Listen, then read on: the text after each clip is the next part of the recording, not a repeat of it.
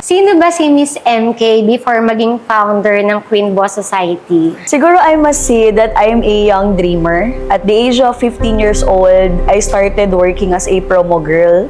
And during that time, naging breadwinner na rin ako ng family. So at my young age, I think the situation forced me na talagang abutin yung mga pangarap and tumulong rin sa ibang tao. And after that, marami akong iba't ibang negosyo na ginawa. Kumukuha ako ng mga bracelets sa Quiapo, binibenta ko sa school, and then pumasok rin ako ng network. So doon talaga siya nag-boom when I started doing MLM business. And dahil rin sa mga racket at ginagawa ko before the community, napagtapos ko rin ng sarili ko sa college. So I am an accountancy graduate.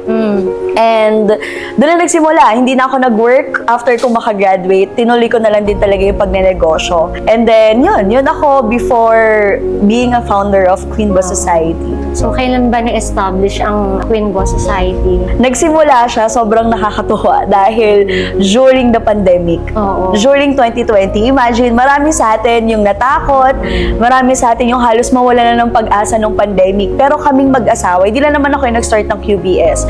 Siyempre, ibibigay ko rin yung credit sa husband ko na nag-support din and talagang tumulong. And during the pandemic, habang nakakulong kami sa bahay, doon namin naisip na, let's start a community ng kababaihan na habang maraming nawawalan ng trabaho, yung mga mister nila nawawalan ng trabaho, itong mga housewives, itong mga misis, finally, it's their turn na makapag-provide naman sa family nila. Okay. Yun pala yung nakita mo na may opportunity naman tayong pwede magawa. Actually, dun papasok yung if there is a problem, there is an opportunity. Yes. Kasi kung wala ka namang community before, pero dahil sa pandemic, dun ka nakahanap ng way para makapag-establish ng ganito ng kalaking community. And nagulat ako sobrang dami na ng followers nyo and ang dami nyo na rin talagang natulungan ng mga kababaihan. Yes, and we're very proud that up to date, I think we have more than 25,000 ambassadors worldwide. And yung mga kababaihan na yon, iba't iba yung profession na. Meron talagang housewife, yung pa rin yung majority namin.